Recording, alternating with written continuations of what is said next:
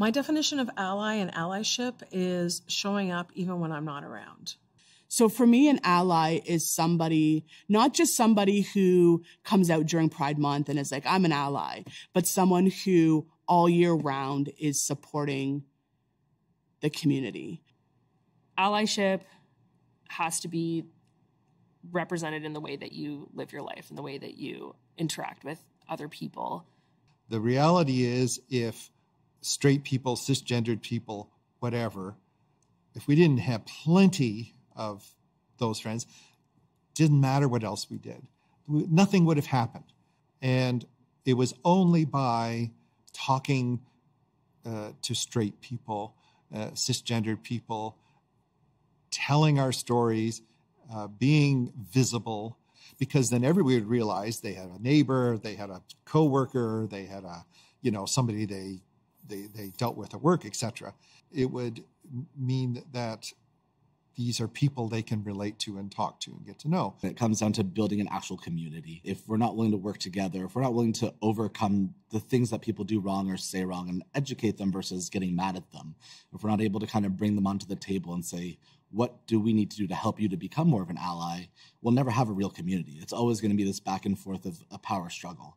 And while that power struggle may feel empowering that, we're fighting the system and changing it, unless they're actually at the table and working together, you're not actually changing anything. It's in the spirit of cooperation and non-interference, amplifying, supporting, cooperating to help us advance and help us to heal and help us to, bust out of these chains of oppression through these systems.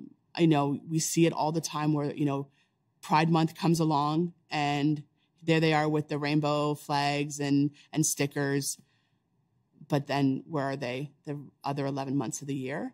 There's been a lot of talk about performative allyship and online allyship in the last couple of years. I think it always has to be the things that you put into practice in your life.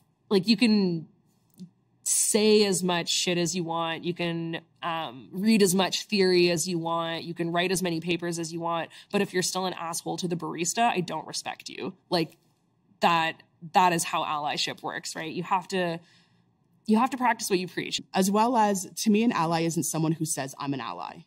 I feel like there's a lot of times where, let's say they're wearing a rainbow flag and someone says, oh yeah, so, you're part of the community.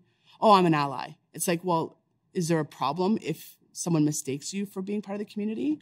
Allyship is something where it's outside of you, right? You're like, I'm an ally to this cause. It's not my cause, but I believe in it. Okay, well, if it's not your cause, how can you make it your cause? Why isn't it your cause? Queer people's livelihoods should be everyone's cause. This is human rights.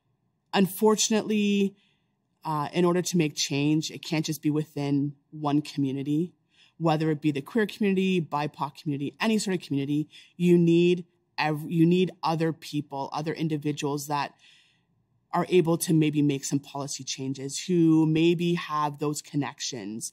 We can't do it alone.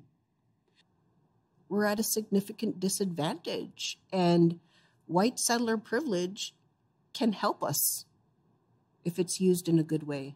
Oh, I think the importance of allies cannot possibly be overstated.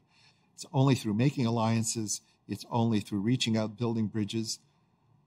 Without our allies, we'd be still in the closet.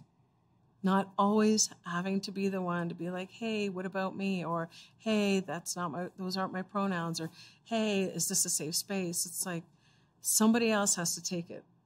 And especially if we're not around. It's like, it can't just be when we're around. It has to be cultivated and created all the time. We've come so far, but we're not done the journey. We still have a long way to go. For me, and I think a lot of people envision this, is a day where you don't have to say I'm queer, or there isn't the assumption made that every relationship is a hetero relationship. That's the kind of the day that I'm looking for. Probably not going to see it in my lifetime, but that's why we need those allies, because they can help further that. Allyship has to be more than, okay, I agree with you. It has to be the way that you live your life all the time, because for people affected firsthand, it is the way they live their life all the time. I think the first step is you educate yourself, but then you also self-reflect on what gender and sexuality means to you, because in some ways it becomes like tacit knowledge. You don't even think about your gender and sexuality because the world doesn't ask you to think about it. And so to be a good ally, you have to think about it. And what does this mean for my day-to-day life? What does this mean for my policies and practices at work? And so you have to intentionally widen your lens, because the world isn't going to do it for you.